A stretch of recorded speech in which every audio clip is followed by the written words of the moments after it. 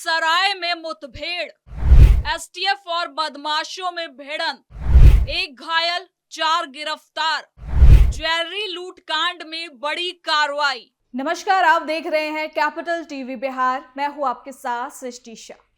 बिहार के बेगूसराय में हुई तेज तर्रार मुठभेड़ ने पूरे राज्य की कानून व्यवस्था पर एक बार फिर बड़े सवाल खड़े कर दिए हैं।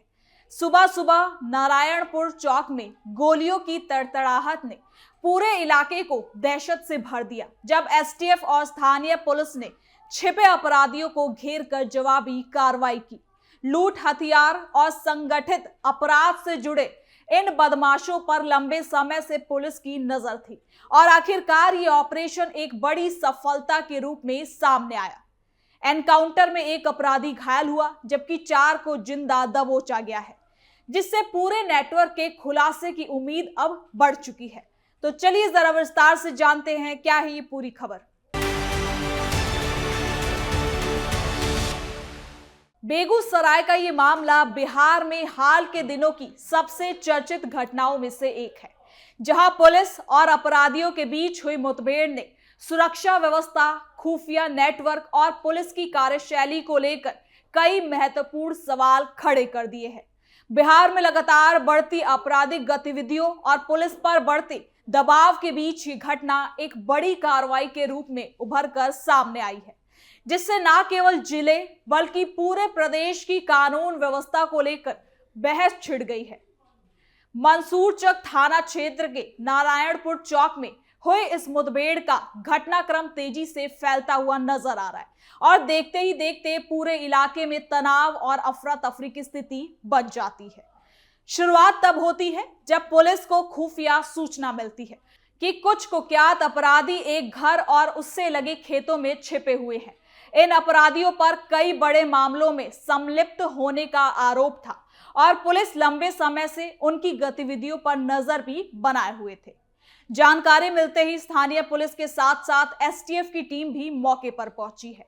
आमतौर पर ऐसी स्थितियों में पुलिस पहले चारों तरफ घेरा बनाती है और बदमाशों को आत्मसमर्पण करने के लिए कहती है, पर इस बार स्थिति थोड़ी सी अलग थी।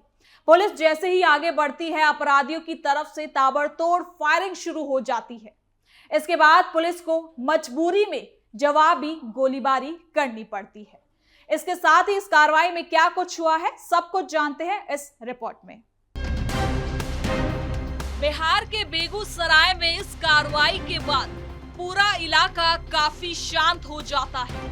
आसपास रहने वाले लोगों को पुलिस प्रशासन घरों में ही रहने की सलाह देती है और इलाके में पैरा मिलिट्री को भी अलर्ट कर दिया जाता है, क्योंकि फायरिंग कुछ देर तक चलती है। इस दौरान एक अपराधी पुलिस की गोली से घायल हो जाता है। दूसरे अपराधियों की गिरफ्तारी के लिए एसटीएफ के जवान चारों तरफ घेरा कसते हैं। ये कार्रवाई काफी योजनाबद्ध तरीके से की जाती है ताकि किसी भी नागरिक को कोई नुकसान ना पहुंचे। धीरे धीरे पुलिस अपराधियों पर दबाव बनाती है और आखिर में 4 बदमाशों को जिंदा पकड़ लिया जाता है। गिरफ्तार किए गए आरोपियों के पास से पुलिस को आधुनिक हथियार, कई राउंड कारतूस, मोबाइल फोन और संदिग्ध कागजात मिलते हैं, जो इस बात का संकेत देते हैं कि ये बदमाश किसी बड़ी वारदात की तैयारी में थे या शायद किसी पुराने अपराध से जुड़े खास सबूतों को मिटाने के लिए चल रहे थे। ये वही अपराधी बताए जा रहे हैं जो दरभंगा में हुए एक बड़े ज्वेलरी लूट कांड से जुड़े हो सकते हैं। पुलिस की जांच अभी जारी है और कई पहलुओं को खंगाला जा रहा है ताकि अपराधियों के नेटवर्क का पूरा खुलासा हो सके। जैसे ही पुलिस कार्रवाई की जानकारी आसपास के ग्रामीण इलाकों तक पहुंचती है, लोग सड़कों पर निकल जाते हैं। कई लोग डर के चलते अपने घरों में बंद हो जाते हैं। सोशल मीडिया पर घटना से जुड़े वीडियो भी तेजी से फैलने लगते हैं, खासकर वो वीडियो जिसमें दूर से गोलियों की आवाज सुनाई दे रही है। लोगों के बीच खौफ का माहौल पैदा हो जाता है। ये वीडियो घटनास्थल के समीप मौजूद युवाओं ने बनाया था और कुछ ही घंटों में ये इंटरनेट पर वायरल हो जाता है। घटना के बाद पुलिस के उच्च अधिकारी मौके पर पहुंचते हैं। वो घटनास्थल की बारीकी से जांच करते हैं और पूरे ऑपरेशन की विस्तृत रिपोर्ट तैयार कर मुख्यालय को भेजते हैं।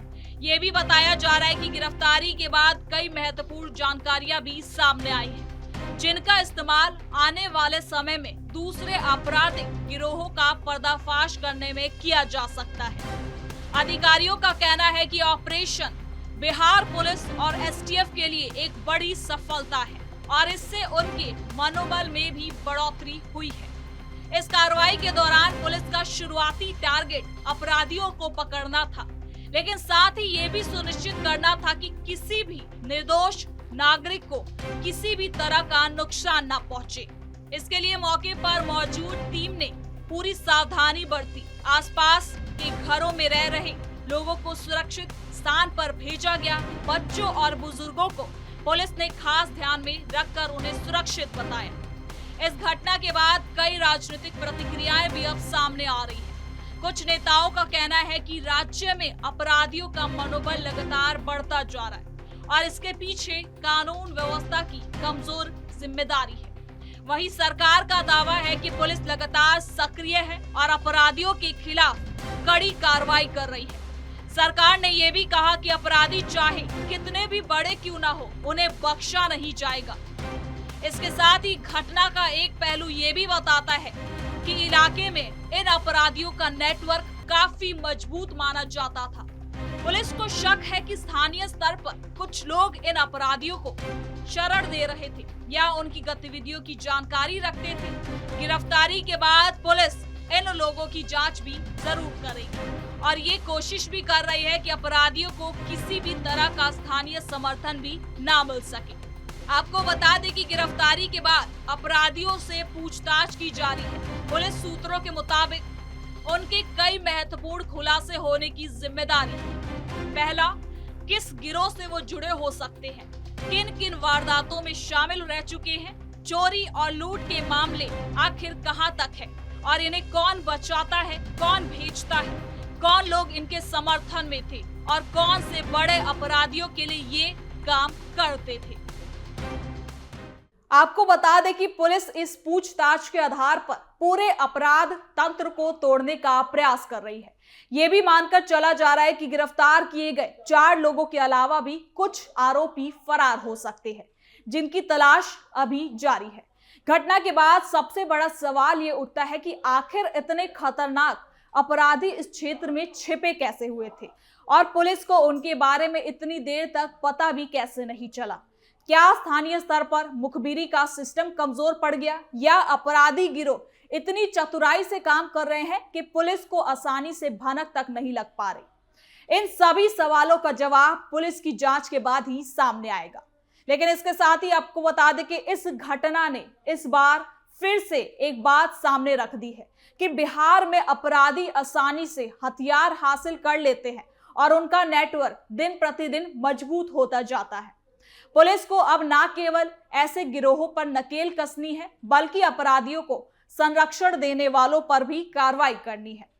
सुरक्षा जानकारों का कहना है कि इस तरह की घटनाएं ये भी बताती हैं कि अपराध एक संगठित रूप ले चुका है और इसे खत्म करने के लिए तेज और रणनीतिक प्रयासों की जरूरत है। इसके साथ ही बेगूसराय की ये पूरी घटना बिहार पुलिस की तत्परता, साहस और रणनीति का उदाहरण है। एसटीएफ की तेज कार्रवाई, स्थानीय पुलिस की समय पर प्रतिक्रिया और पूरे ऑपरेशन की सफल योजना ने यह साबित कर दिया है कि अपराध कितना भी बड़ा क्यों ना हो, अगर पुलिस संलिप्त हो तो उसका समाधान मिल सकता है। हालांकि यह भी सच है कि अपराधियों की बढ़ती संख्या और उनकी गतिविधियों की गंभीरता राज्य की सुरक्षा व्यवस्था के लिए लगातार चुनौती बनती जा रही है। मुठभेड़ के बाद इलाके में शांति है, लेकिन लोगों के मन में घटना की याद अभी ताजा है। बच्चे गोलियों की आवाज का जिक्र करके वो डर चुके हैं। महिलाएं अभी भी घटनास्थल की तरफ जाने में संकोच कर रही हैं। पूरे क्षेत्र में पुलिस की गश्त बढ़ा दी गई है और अधिकारियों ने ये आश्वासन दिया है कि आम जनता को किसी भी प्रकार की चिंता करने की जरूरत नहीं है। आखिर में ये कहा जा सकता है कि ये घटना केवल एक एनकाउंटर नहीं, बल्कि बिहार में मौजूद तंत्र के खिलाफ एक बड़ा संदेश है। पुलिस की इस कार्रवाई ने यह भी साफ कर दिया कि अपराधियों को अब कहीं भी सुरक्षित शरण नहीं मिलेगी, चाहे वो कितनी भी प्रभावशाली हो, कितने भी संगठित हो, कानून उनके खिलाफ कड़ी कार्रवाई जरूर करेगा। इस मुठभेड़ ने पुलिस के मनोबल को बढ़ाया और अपराधियों को ये साफ चेतावनी दे दी है कि अब बिहार में अपराध करना बिल्कुल आसान नहीं है। तो फिलहाल के लिए इस खबर में इतना ही। देखते रहिए कैपिटल टीवी बिहार।